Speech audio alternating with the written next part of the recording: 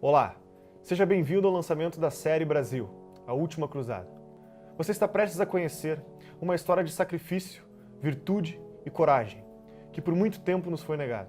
Reunimos mais de 50 especialistas para produzir a maior série já feita sobre a história do Brasil. O que você está prestes a assistir é uma narrativa séria sobre a sua história. A Brasil Paralelo é uma organização 100% privada. Nosso objetivo é reverter as mazelas feitas na nossa cultura nos últimos anos. Não recebemos dinheiro público. A nossa independência é assegurada por milhares de pessoas que, ao travarem contato com o nosso trabalho, decidem se tornar membros e financiar essa transformação cultural. Ao se tornar membro da Brasil Paralelo, você vai ter acesso a uma plataforma com mais de 50 aulas exclusivas com especialistas que vão ampliar a sua visão de mundo. Um grupo fechado, onde vamos nos conhecer e planejar o futuro em conjunto. Você vai poder debater com outros membros sobre cada entrevista, participar de encontros presenciais e ter acesso aos bastidores de produção diariamente. Mas eu diria que o mais importante é que o seu financiamento torna possível que novas produções sejam feitas gratuitamente para que novos brasileiros tenham a chance de despertar as suas consciências. É a chance de fazer algo efetivo pelo nosso país. Durante o lançamento dessa série, você terá acesso ao preço promocional para tornar-se membro. Esse preço é por tempo limitado. Não perca tempo. Junte-se a nós. Fique agora com o primeiro capítulo da série Brasil, A Última Cruzada, e até breve.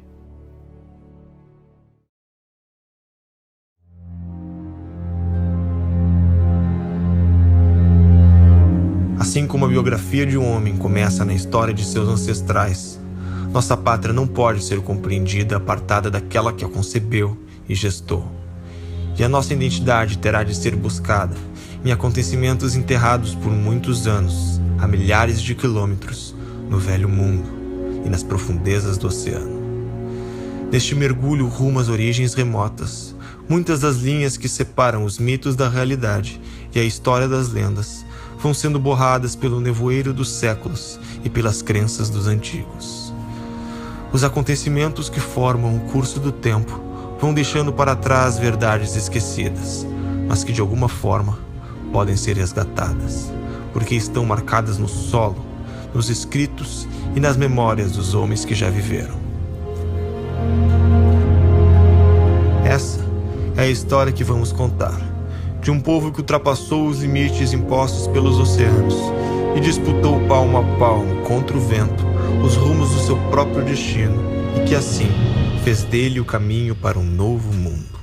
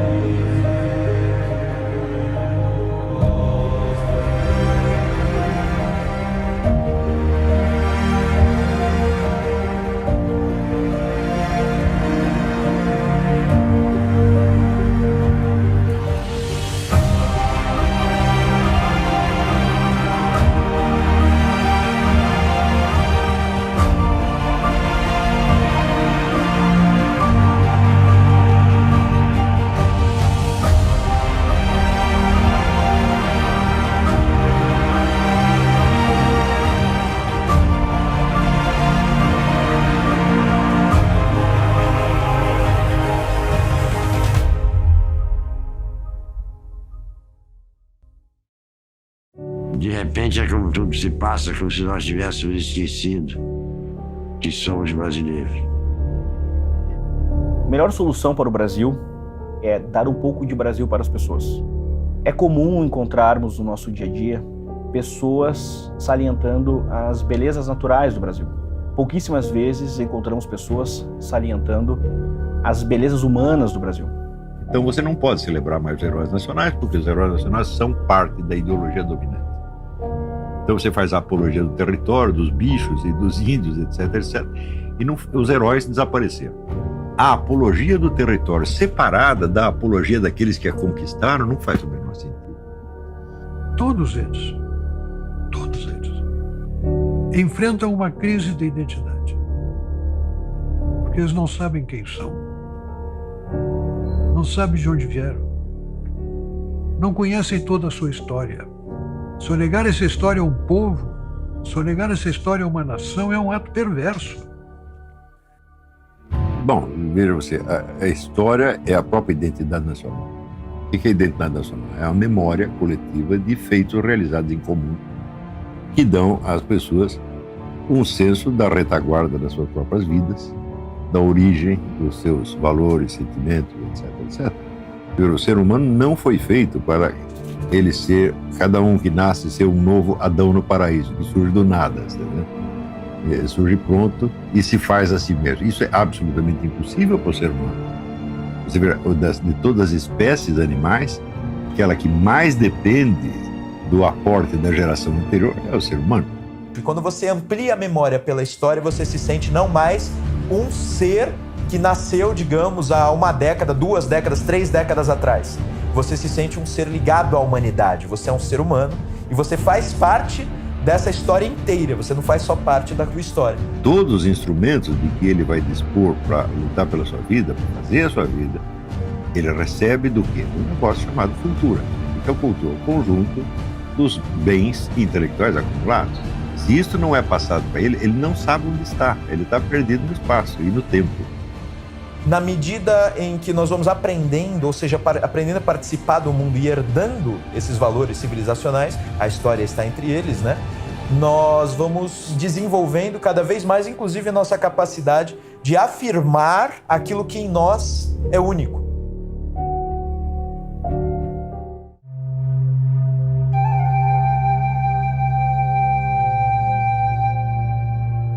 Somos tão jovens na história da humanidade que às vezes esquecemos do que nos permitiu chegar aqui e viver dessa forma.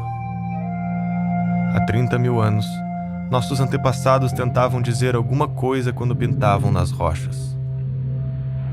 São as primeiras mensagens que temos de nossos ancestrais. A vida era difícil e lutávamos muito para sobreviver.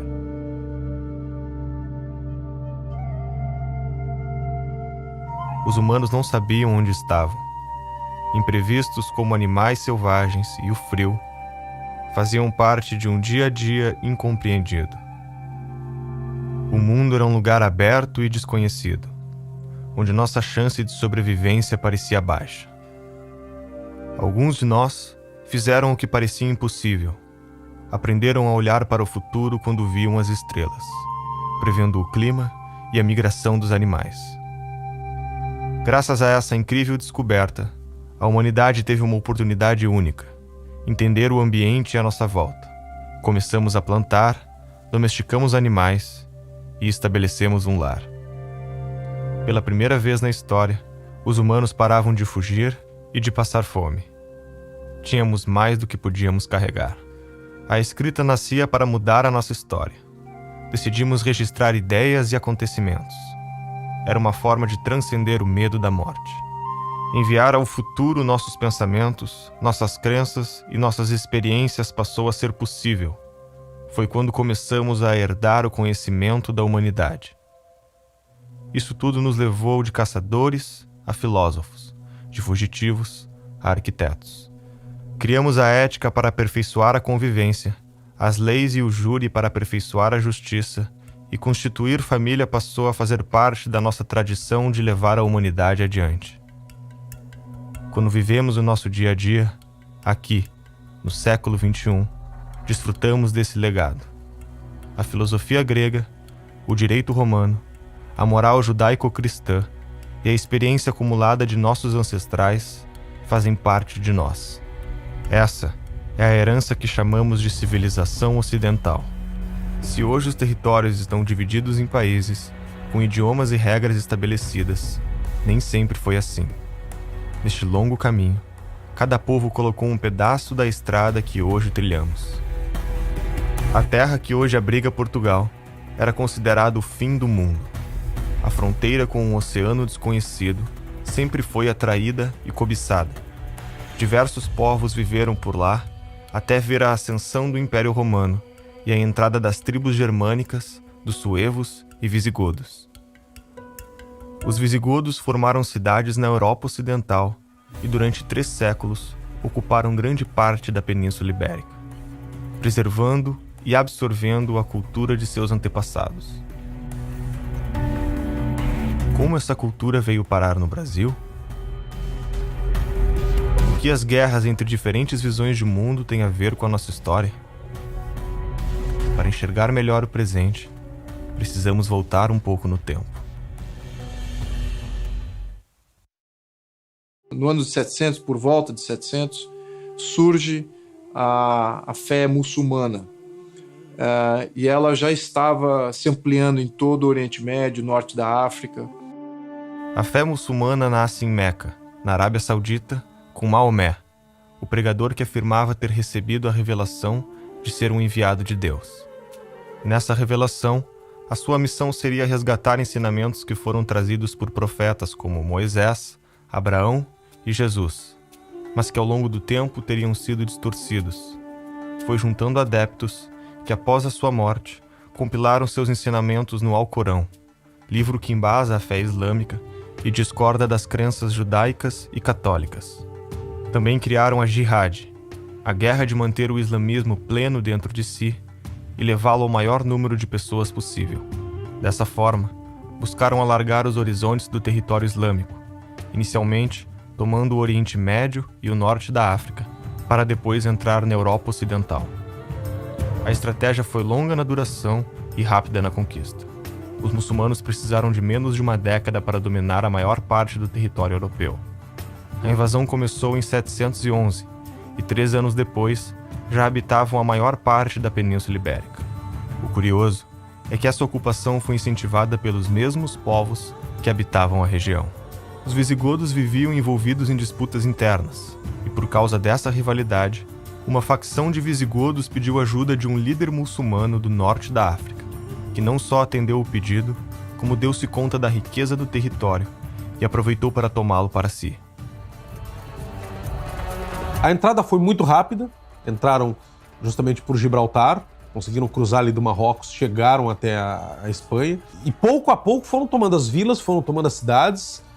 Aos poucos a península foi sendo conquistada, se expandiu até a Lusitânia, se expandiu até onde hoje é Portugal. As teorias que os historiadores levantam quanto à facilidade da invasão foi porque, em primeiro lugar, o reino visigótico não deixava que as populações de origem romana tivessem acesso a armas ou ao exército. Então nós já vemos aí um processo de desarmamento que facilitou, inclusive, a queda do seu próprio Estado. Os cristãos que escaparam fugiram para o alto das grandes montanhas no norte da Península Ibérica. Lá estabeleceram o chamado Reino das Astúrias e aclamaram Dom Pelágio como seu novo rei. Nessas Astúrias, então, se tornou um foco de resistência cristã. As Astúrias nunca conseguiram ser conquistadas e de lá o Dom Pelágio organizou a resistência ao invasor muçulmano. Os muçulmanos continuaram a conquista para o leste da Europa, até se depararem com um reino franco. Uma tropa de 50.000 soldados mouros cruzou a fronteira para atacá-los. Era a prenúncia do fim do Ocidente. Carlos Martel, comandante do exército franco, sabia ter nas mãos a história de uma civilização para defender, e praticamente nenhum soldado. Convenceu a igreja a financiar o treinamento de cavaleiros, estudou as formações dos antigos gregos para resistir pela disciplina e a aceitação de morrer pela causa. Passou um ano inteiro treinando bárbaros que nunca tinham sido soldados para enfrentar um exército maior e mais poderoso. No dia 10 de outubro de 732, milhares de soldados estavam na linha de frente de uma guerra santa. Foi na Batalha de Poitiers que Carlos Martel fez lembrar os antigos espartanos, na sua resistência e coragem, saindo vitorioso. Para a maior parte dos historiadores, essa era a última chance de resistência do Ocidente.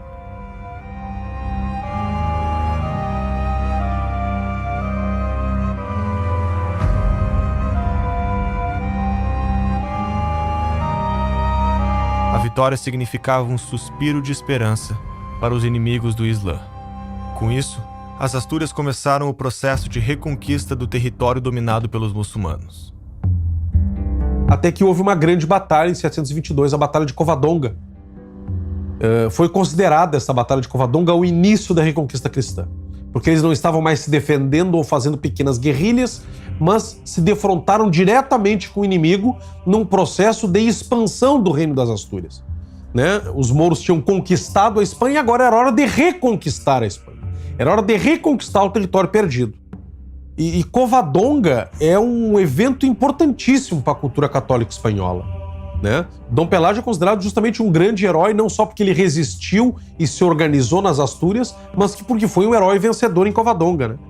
Várias batalhas, várias guerrilhas que foram sendo travadas foram vencidas pelos asturianos, pelo moral que eles ganharam na vitória em Covadonga. Quando você observa uma sociedade islâmica, você tem tudo diferente. Tudo diferente. Todos os valores são diferentes desse daí. E Portugal passou por um tempo por domínio islâmico, tá? E aí você percebe que alguns valores islâmicos a gente pegou não só na linguagem, a gente tem alface, algumas palavras com algodão é alcudum, palavras que vêm do árabe, mas a gente tem também alguns valores. Por exemplo, quando a gente tem organização militar. A organização militar, como eu disse, cristã, ela era mais de um cavaleiro querendo se tornar digno, querendo se destacar, se autossacrificar por uma causa maior no campo de batalha. Enquanto que os islâmicos tinham uma visão mais coletivista, mais organizada. E aí Portugal e Espanha aprendem, eles mantêm o heroísmo cristão e aprendem as técnicas islâmicas. Porque primeiro eles apanharam, né? O Islã, se você observar o mapa, eles pegam a Península Ibérica quase toda, fica um pequeno pedaço de resistência e depois eles vão reconquistando.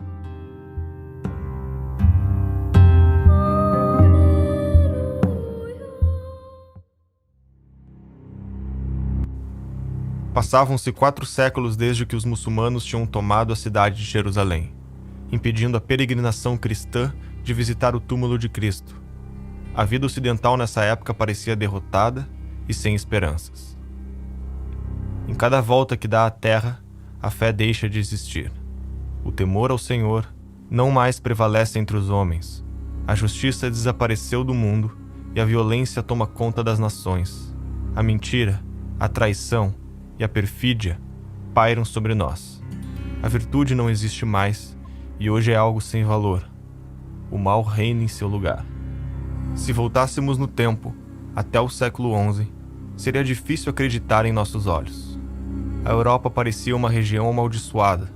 Os governos centrais não eram organizados e as monarquias ainda engatinhavam repletas de grandes castelos que roubavam e guerreavam entre si. Uma terra devastada e sem leis. Em uma decisão sem precedentes, o Papa promete um lugar no céu para as almas daqueles que aceitarem marcharem até Jerusalém e retomar a Terra Santa. Para o Papa, era a oportunidade perfeita de unificar os cristãos ocidentais e orientais e colocar a Igreja novamente no centro do cenário político mundial.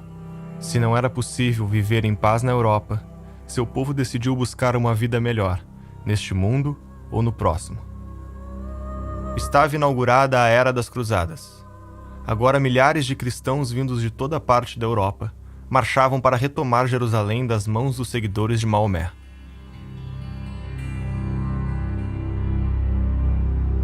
O que foram as cruzadas? Foram uma resposta parcial e tardia à maior agressão imperialista que a Europa já havia sofrido.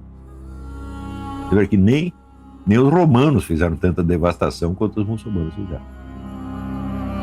Porque os romanos, pelo menos, quando Roma invadia um lugar, invadia um país, imediatamente transforma todo mundo em cidadão romano e você tinha todos os direitos. E o romano se adaptava às religiões locais. Ao contrário, você tem lá a sua religião local, uma divindade esquisita, o romano pegava, botava aquilo no panteão em Roma e falava, bom, essa aí mais uma religião está valendo. Quer dizer, quem inventou o multiculturalismo foram os romanos, né? E os muçulmanos ao contrário. Onde eles invadiam, você tinha a opção. Você se converte ao Islã agora, você aceita a autoridade islâmica, ou tem 2 hipóteses. A primeira é você morrer, e a segunda é você virar um cidadão de segunda classe, que não pode praticar sua religião em público, não pode nem falar dela em público, você não pode exercer este posto, aquele posto, aquele posto, aquele posto. Tá certo? O que é que você ganha? Nós vamos tomar metade de impostos, e assim por diante. As cruzadas se iniciaram para resgatar a terra de Canaã, porque ela havia se tornado de uma fé hegemônica, que era na questão islâmica. As cruzadas foram um grande sucesso no início, conseguiram expulsar os exércitos sarracenos e libertar Israel, libertar Jerusalém. Com a Terra Santa reconquistada, surgiram massas de peregrinos marchando em busca da paz espiritual. Mas o caminho até Jerusalém era para poucos. Além de frequentes assaltos, haviam constantes ataques de exércitos muçulmanos ao longo do percurso. Todo peregrino cristão que quisesse ir para a terra de Canaã, Israel, tinha seu caminho impedido. Né? Começou a ser muito perigosa essa jornada. Sempre foi, mas ficou mais perigoso agora porque havia uma missão islâmica que começava a impedir a peregrinação. Né? Então você corria risco de vida real. Para proteger os cristãos nessa jornada, começaram a se formar diversas ordens militares para acompanhá-los na viagem. Um grupo de nobres da França se reuniu e formou uma ordem para proteger os peregrinos em sua caminhada. Essa ordem foi a Ordem dos Templários. A ordem seria reconhecida oficialmente pelo papado, ganhando isenções e privilégios, como o poder de se comunicar diretamente com o Papa. Ao ser admitido como cavaleiro, deviam jurar viver em castidade e pobreza, ser obediente ao mestre do templo e nunca recuar em campo de batalha. Conquistou grande popularidade e cresceu rapidamente, tanto em membros como em poder. Para defender as riquezas dos peregrinos durante as cruzadas, criou um mecanismo de depósito e saque, que tornou-se o embrião do sistema bancário. Eles eram religiosos e tinham um voto de não recuar no campo de batalha. Por isso eles eram o terror dos mouros. A ordem poderia ajudar muito, esse novo exército está se formando, poderia ajudar muito na Constituição de Portugal. Então os templários, já no início do movimento templário, eles ajudaram em 2 pontos. Ajudaram a Portugal a expulsar os mouros e também a começar a defender as cruzadas. Em uma das incursões que os cristãos faziam nas terras tomadas por mouros, um pequeno exército comandado por Afonso Henriques foi surpreendido e encurralado pelos muçulmanos. O conflito era inevitável e a chance de sobrevivência quase inexistente. Segundo historiadores, 10 vezes superiores aos portugueses. Segundo os documentos da época, foi nesse momento que o comandante Afonso Henriques jura ter tido uma visão onde Cristo aparece e profetiza sua vitória, entregando a missão de espalhar a fé pelos 4 cantos do mundo. Afonso Henriques venceu a batalha e foi aclamado o primeiro rei de Portugal. Fato ou lenda, o milagre de Ourique marcou de tal forma o imaginário português que se tornou presente na bandeira de Portugal e no espírito aventureiro dos próximos séculos. Os portugueses consideram esse documento como sendo a certidão de batismo de Portugal. Aí nasceu Portugal. São as fronteiras mais antigas da Europa hoje em dia.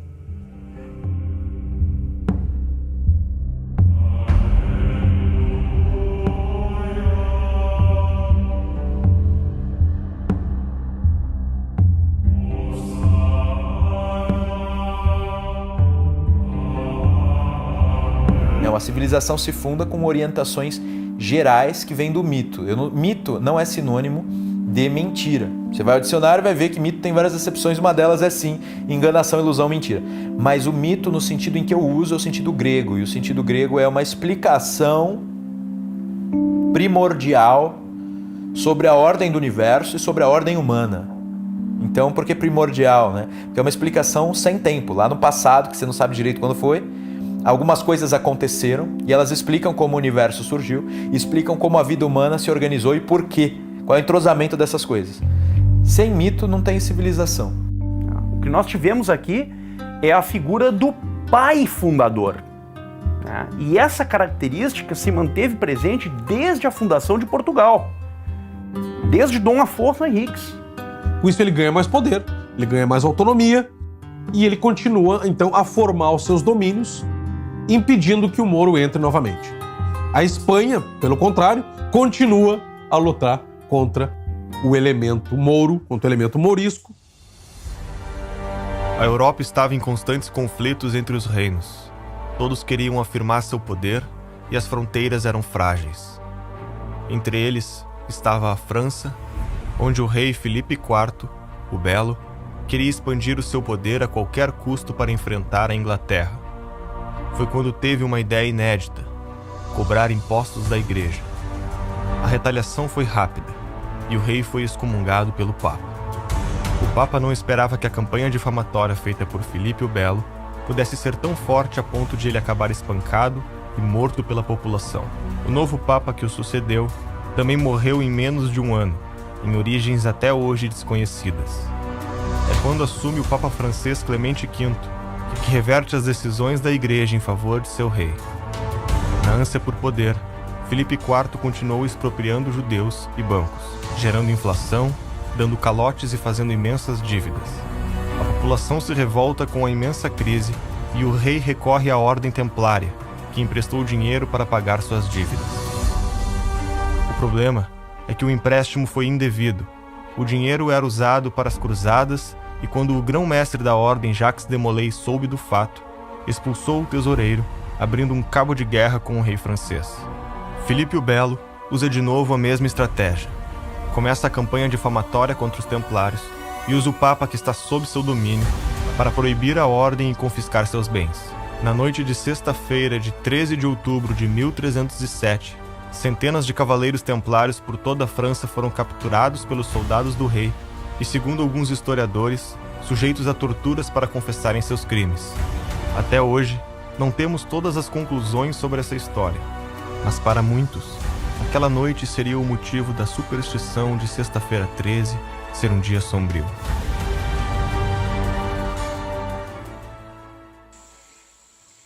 Templários é um problema muito ambíguo, porque os templários que inventaram, por exemplo, a letra de câmbio, né? O pessoal depositava dinheiro na Europa e retirava dinheiro quando chegava em Jerusalém, né? E eles roubaram um monte de dinheiro. Esta é que é a verdade.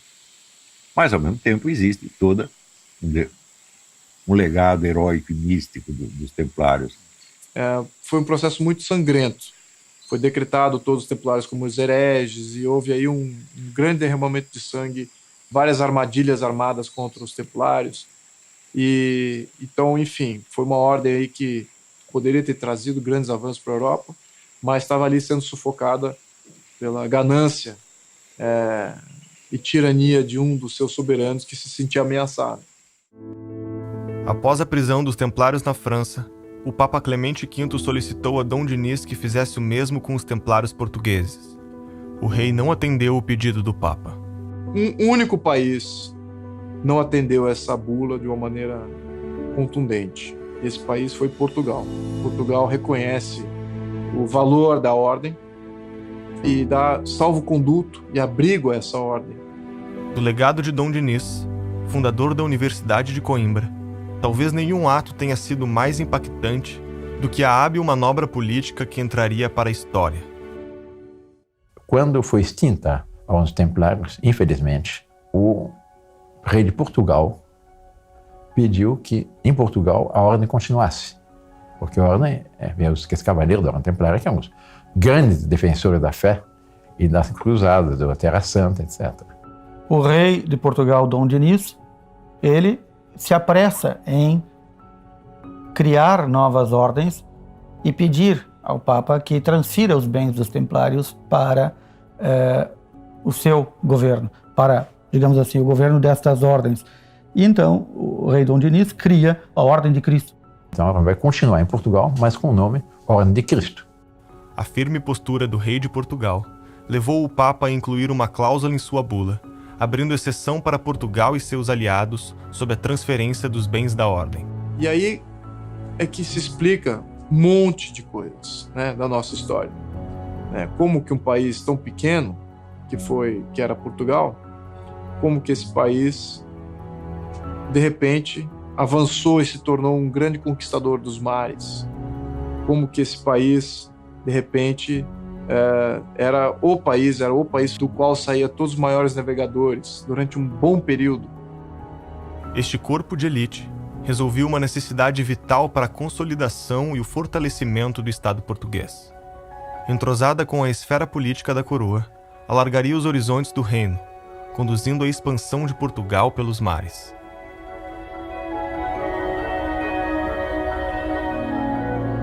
A vida política em Portugal também não seria tranquila. Os herdeiros de Dom Afonso Henriques não perpetuariam o governo da dinastia Afonsina. Mais uma grande guerra eclodia na Europa entre a Inglaterra e a França, chamada de Guerra dos 100 Anos. Muitos reinos se dividiram, dependendo do lado que apoiavam. Em 1383, o último rei da dinastia Afonsina, Dom Fernando I, morreu sem deixar herdeiros.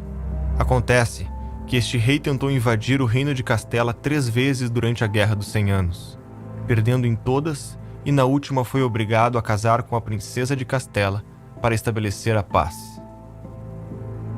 A ausência de descendentes reais lançou Portugal em uma séria crise monárquica. Uma eventual união entre os reinos podia ser desastrosa para a economia portuguesa.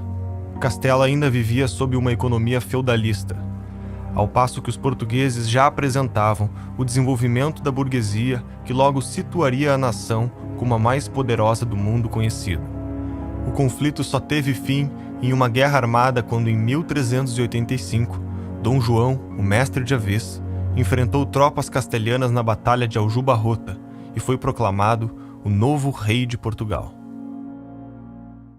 Uma nova etapa gloriosa na história de Portugal, que é a etapa da dinastia de Avis, com Dom João I e seus filhos, a chamada ínclita geração, e ao longo do século XV, o que nós vemos é o crescente esplendor de Portugal. Porque realmente dessa ínclita geração ia nascer o grande império dos descobrimentos.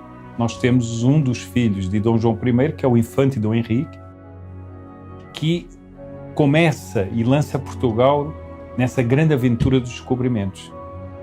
Nenhum dos filhos da ínclita geração se destaca mais do que o infante Dom Henrique, o navegador. Portugal foi e continuava sendo a extremidade ocidental da terra, o fim do mundo conhecido pelos europeus, com a forte crença de ser impossível navegar no Oceano Atlântico. Tudo isso costumava ser atribuído à vontade divina. Parecia ser uma impiedade a mera audácia de se aventurar por aquelas águas. Um dos mais influentes desses mitos era a história de São Brandão, monge irlandês que, segundo um relato muito popular a partir do século X, teria navegado pelo Atlântico Norte e descoberto várias terras fantásticas e paradisíacas. Com a Europa imersa no caos, a ideia de haver uma ilha em paz para além do oceano trazia esperança aos povos que circulavam esses mitos. Apareciam ilhas lendárias nos mapas da época, como uma ilha chamada High Brasil, que significava Terra Prometida, e pode ter influenciado o nome do nosso país. Procurar a Ilha Brasil, Antilha, o Purgatório ou Atlântida não era mais fantasioso do que procurar a China, a Índia, o Japão ou as Américas. Pouco a pouco, feitos impressionantes foram acontecendo. Primeiro ultrapassando lugares nunca antes visitados, depois descobrindo pequenas ilhas. No ano de 1485, o infante Dom Henrique é nomeado grão-mestre da Ordem de Cristo, cujos amplos recursos e os imensos privilégios acumulados seriam bem aproveitados nas navegações. Transformou muito de seus cavaleiros em navegadores e muitos de seus navegadores em cavaleiros. Nem tudo estava tranquilo na Europa enquanto as navegações progrediam. A guerra de séculos pelo território ainda apresentava riscos e, antes de conquistar os mares, haveria um último desafio na Europa Ocidental. Já passavam 6 séculos desde que os cristãos começaram o processo de reconquistar o território europeu. Os muçulmanos foram recuando até se concentrarem no sul da Europa, na região de Granada. O Emirado de Granada se torna o último bastião muçulmano na Península Ibérica, e ele cai sob Isabel a Católica.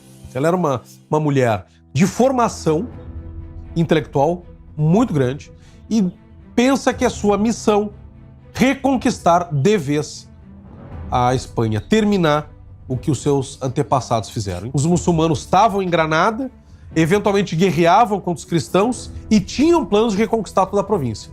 Eles estavam em contato com os turcos e com os marroquinos para haver uma grande invasão na Espanha para recomeçar a conquista. Isabel conhecia toda a história da Reconquista. Ela era muito culta, né? Nós já tínhamos falado sobre isso. Ela era muito culta. Então ela conhecia isso e ela tinha uma noção de estratégia. Ela sabia que se ela não tomasse o Emirado de Granada rapidamente, toda essa história de mais de 700 anos poderia ser colocada na lata do lixo. O que Isabel e Fernando entendem? Nós não podemos atacar sozinhos. E eles se lembram que nas cruzadas, que acabaram há pouco tempo, o Papa deu indulgências para os cristãos de outros países que entrassem nas cruzadas. Então eles conseguiram que o Papa Inocêncio VII promulgasse uma bula convocando todos os cristãos de outros países a se juntar na Reconquista e ganhariam indulgências da mesma forma que ganharam nas cruzadas. Com isso, nós vemos um acúmulo de tropas estrangeiras chegando na Espanha para ajudar os cristãos espanhóis. Ingleses, irlandeses, franceses e alemães se integram ao exército castelhano. Mais de 50 mil homens vindo de fora passam a integrar o exército castelhano de Fernando e de Isabel. Isabel se faz presente pessoalmente nos acampamentos militares e eles partem para novas conquistas até chegarem aos pés da cidade de Granada. Os cristãos, nesses 8 meses, não esmoreceram, eles continuaram convictos de que uma hora Granada iria cair. Os mouros também sabiam que ia cair. Eles continuavam lutando apenas por heroísmo. Queriam ser fiéis àquilo que eles acreditavam. Mas finalmente Granada se rendeu, os reis católicos, os príncipes, nobres, sacerdotes, os grandes capitães cristãos vestem-se de galas, se posicionam às portas da cidade, os tambores rufam, bombardeios de honra são feitos, a cruz é alçada na torre mais alta, junto com as bandeiras de Castela, e com isso acaba a Reconquista. Os chefes mouros, eles tentam inclusive beijar a mão de Fernando e de Isabel, reconhecendo a soberania deles. E Fernando não deixa. Eu sou um rei, você é um rei também. Ainda que inimigo, eu não quero a sua humilhação. Isso foi no dia 2 de janeiro de 1492, às 15 horas. Desde então, os sinos das igrejas de Granada fazem soar 3 toques exatamente às 15 horas até hoje, em honra desse acontecimento. Vejam qual é a data novamente, 2 de janeiro de 1492. 1492 foi o ano em que Cristóvão Colombo empreende a sua navegação para a descoberta da América. Foi justamente no acampamento de Santa Fé que Colombo estava e viu a queda de Granada. Colombo estava lá, que ele tenta convencer Isabel a patrocinar a navegação. Por que influencia as navegações? O que as grandes navegações de Portugal e Espanha têm a ver com a Reconquista? Nós temos que ver que nós estamos falando de um processo de mais de 700 anos de luta por posse de território. Lá da distante Astúrias, os cristãos foram crescendo, foram baixando e foram se expandindo até conquistar todo o seu território. Então eles foram formados geração em geração na conquista de território e desbravamento do território. Até que não tem mais território a conquistar. Só lhes resta o mar. Cristóvão Colombo conseguiu que Isabel e Fernando financiassem a sua expedição. Era um objetivo antigo, que já tinha sido lhe negado por outros reis, inclusive pelo de Portugal. Em 1492, Colombo descobria o que chamou de Índias Ocidentais, que eram as ilhas da América Central. Essa descoberta tornava necessário dividir as zonas de influência entre espanhóis e portugueses nas navegações. Para isso, assinaram o Tratado de Tordesilhas, onde fora da Europa, os portugueses ficavam com um território a leste de um meridiano, enquanto os espanhóis ficavam com um território a oeste. Até então, só uma pequena parte da área dividida pelo tratado havia sido vista pelos europeus, sendo dividida apenas no papel. Imediatamente após a primeira viagem de Colombo, vários exploradores navegaram na mesma direção.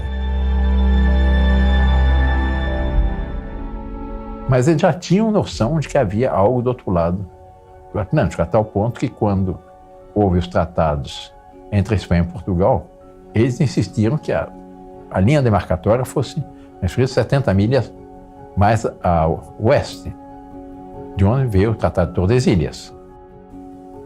Mas eu não aceito, não concordo que se despreze o imenso valor que este país tem por ter nascido do esforço político e técnico de um povo, de um pequeno território, que foi a primeira nação organizada da Europa, localizado num canto da Península Ibérica, e que numa determinada época de sua trajetória dividiu o mundo em duas partes. Uma era dela e outra era da Espanha. Tinha poder, tinha cacife político para isso. E conseguiu isso através do empenho do seu povo. Povos que nunca antes tinham se visto estavam prestes a se encontrar. No ano de 1497, Portugal envia Vasco da Gama para encontrar uma rota até as Índias, contornando pela primeira vez a África. 3 meses após partir, a frota que comandava já estava navegando em águas até então desconhecidas para os europeus. Em Moçambique, tiveram que se passar por islâmicos e quase tiveram seus navios roubados, até que finalmente, 10 meses depois, a frota alcançou o destino indiano e estabeleceu a Rota do Cabo, deixando o caminho aberto para a Índia. Na hora de regressar, navegaram contra o vento, e trechos da viagem que duraram apenas 23 dias, agora demoravam 132. Metade da tripulação pereceu, e das embarcações e dos 148 navegadores que estavam lá, só 2 delas, totalizando 55 homens, voltaram para Portugal. Vasco da Gama chegou 1 mês depois de seus companheiros, tendo que sepultar o seu irmão mais velho no caminho. No seu regresso, foi recompensado como o homem que finalizou um plano que levou 80 anos para ser cumprido. Recebeu o título de Almirante-Mor dos Mares da Índia, e em 1499 espalhou-se a notícia de que os portugueses tinham chegado às verdadeiras Índias. A viagem era a mais longa até então realizada, superior a uma volta completa ao mundo pela linha do Equador, e seria eternizada na epopeia Os Lusíadas, escrita por Luís Vaz de Camões. Um feito inacreditável, que seria superado logo no ano seguinte.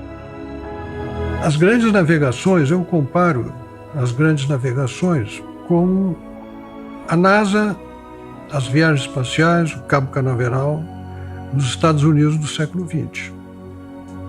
E eu não sei quais eram as aventuras mais arrojadas. Se aquela de navegadores que se jogavam no mar aberto numa época de superstições, de receios, de medos, de incertezas, navegando em águas nunca dantes navegadas. Essa saída desses homens, essa expansão marítima, ela tinha a característica, que é a característica fundamental, de heroísmo, empreendimento humano. Homens ficaram pelos caminhos, ao longo de toda a tradição marítima. Portugal teve o privilégio de ter nos mares o seu maior cemitério. Por isso é que o Fernando Pessoa tem uns versos em que ele diz: "Ó mar salgado, quanto do teu sal são lágrimas de Portugal." E depois, no final desses versos, ele diz: "Valeu a pena? Tudo vale a pena quando a alma não é pequena." Uma segunda grande armada portuguesa foi enviada para a Índia, desta vez com 13 navios, cerca de 1.500 homens e guiada por Pedro Álvares Cabral. Cabral era grão-mestre da Ordem de Cristo e um nobre de relacionamento fiel à coroa, descrito como culto, prudente e tolerante com os inimigos. No dia anterior da partida, a tripulação recebeu uma despedida pública que incluiu uma missa e comemorações com a presença do rei, da corte e de uma enorme multidão. Sua frota afastou-se bastante da costa africana, até desembarcar no que chamaram de Porto Seguro, no que achou tratar-se de uma ilha, que deu o nome de Vera Cruz. Cabral, tendo percebido que a nova terra estava a leste da linha de Tordesilhas, logo enviou um emissário a Portugal com a importante notícia. Alguns historiadores defendem que os portugueses já sabiam da existência da América do Sul. Por isso, o desvio da rota de Cabral e a insistência do rei Dom João II em mover para o oeste a linha de Tordesilhas.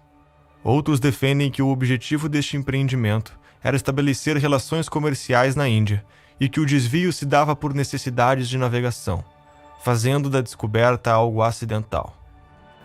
Mas na lógica portuguesa, isso a gente vai encontrar já na Carta de Pero Vaz de Caminha, não existe casualidade quando você acredita na providência.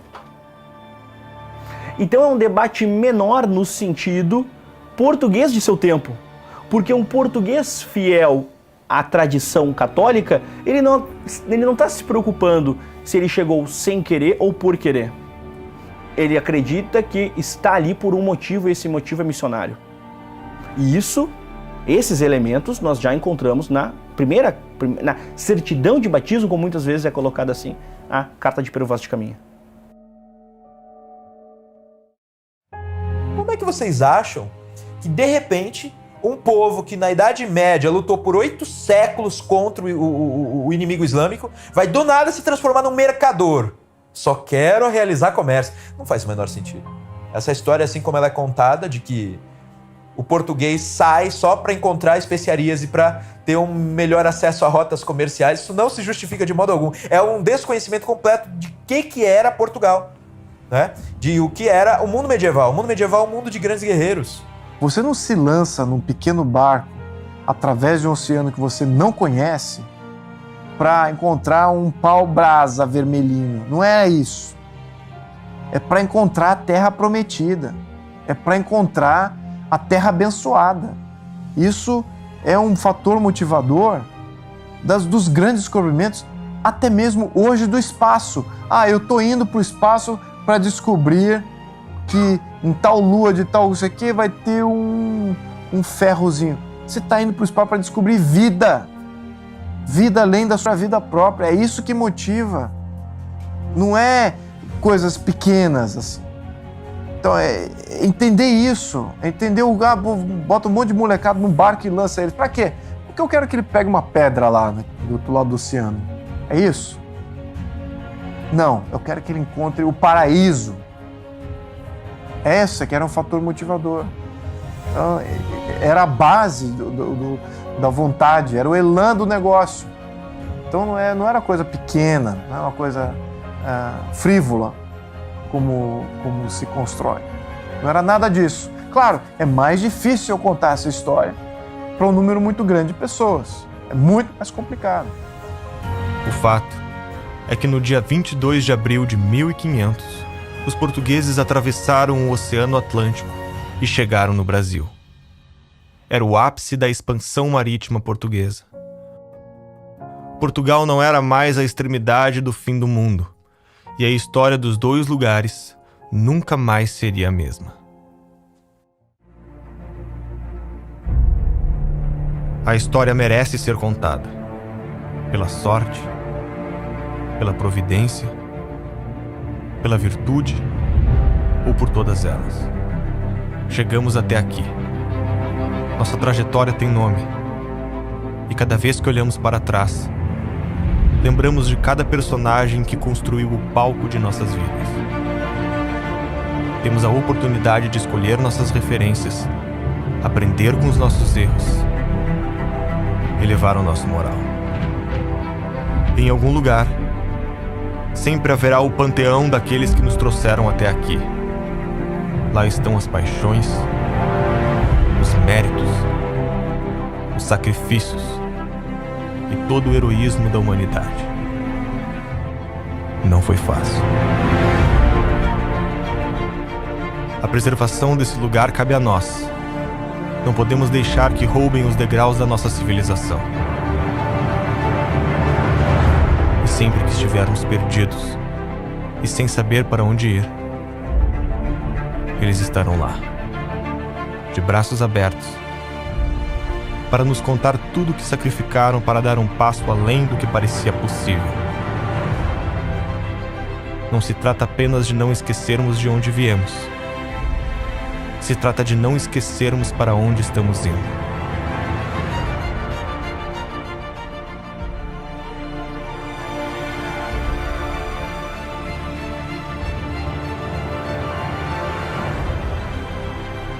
Nos momentos mais difíceis,